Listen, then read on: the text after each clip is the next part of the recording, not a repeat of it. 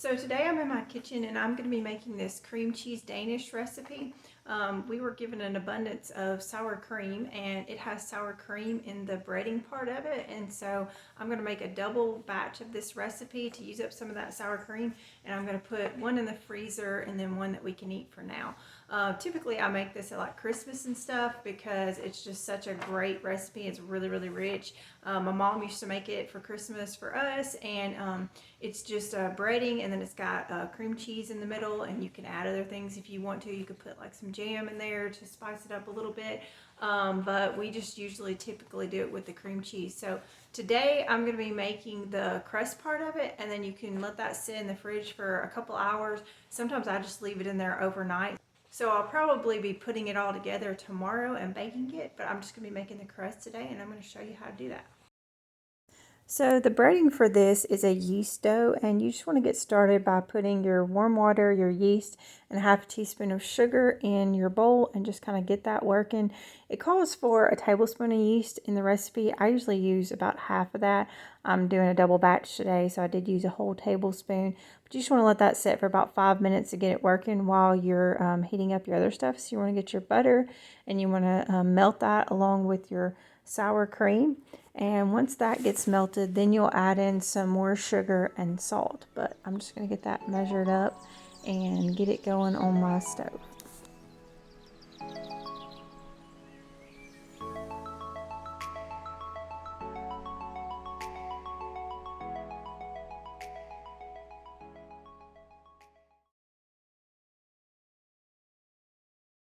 So you're just going to melt that butter and mix in the sour cream, get it warmed up, and then you're going to add in your sugar and your salt and kind of get that dissolved in there. You don't want this to get too hot, because if you add it to your yeast too hot, it will kill the yeast. So you kind of want it room temperature, like if you can stick your finger in there and hold it comfortably, then it's good. Not necessarily room temperature, more like a lukewarm temperature. And then I'm going to add my eggs into that, and then I will mix it with the yeast mixture. And it was a good temperature so that it wouldn't kill the yeast. And after you get done mixing that in, you're just going to add your flour in. Now I use an einkorn flour, and it takes a little bit more to add in there. So the recipe calls for 2 cups per Danish, and I'm doubling it, and so I had to add, I think, about 5 or so just to get it where it wasn't too sticky. Now I'm just going to cover this and put it in the fridge. The recipe says for 2 hours or overnight.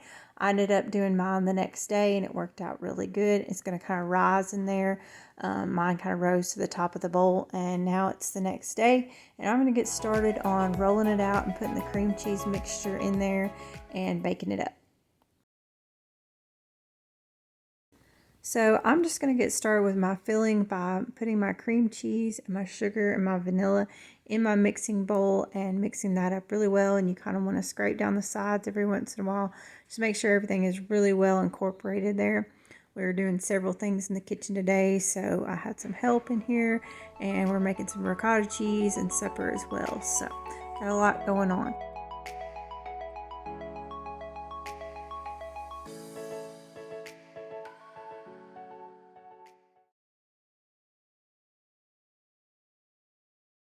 Once I get that all mixed up, I'm going to grab my dough out of the fridge.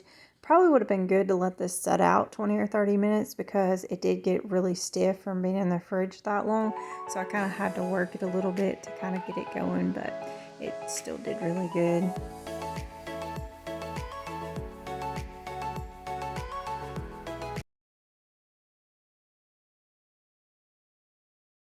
So I like to use some parchment paper to roll my dough out onto.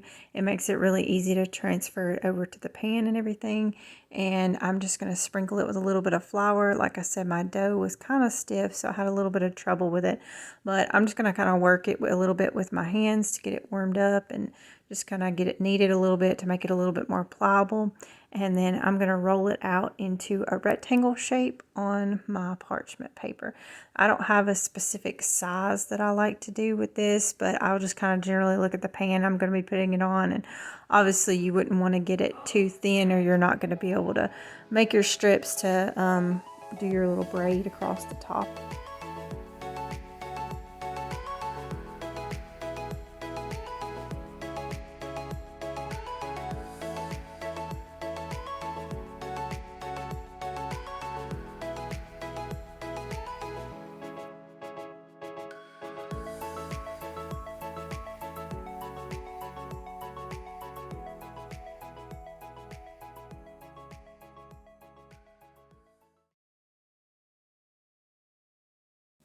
So you just want to try to get that dough an even thickness all the way around if you can. And then you're going to take your cream cheese mixture and you want to spread that in the middle third of your rectangle there. I have a little icing spatula that I use to spread it down the middle. And you just want to kind of get it there and leave space on either sides to do your little braid.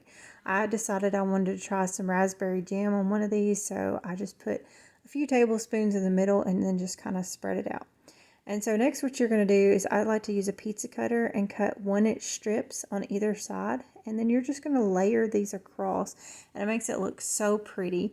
It kind of almost looks like a braid, but it's just folded across. I like to fold that first piece there over and then start folding my strips across it. And it's really good if your dough is still pretty cold. It makes this a lot easier. And then you're just going to take that end piece and kind of fold it and tuck it in. And then I'm just going to do the exact same thing with the other one. And then it's going to be ready to put in your oven and bake. So the recipe calls for this to cook at 350 for about 15 to 18 minutes. I usually have to cook it a little bit longer than that. In fact, this one ended up being a little bit doughy in the center part, and so I should have cooked it for a little bit more. And I probably should have scraped some of that flour off too before I put it in there, but I didn't do that, and it turned out okay. And you know, if you want the top to look a little bit more finished, you could do an egg wash before you put it in the oven. Maybe sprinkle some sugar on top of there. You can always do like a powdered sugar glaze. That looks really pretty. But I just think this makes a great presentation. It freezes really well, so once it completely cools, you can wrap this up in some foil and put it in your freezer and take it out later, and it's really good. My kids actually love it cold, straight from the fridge or freezer.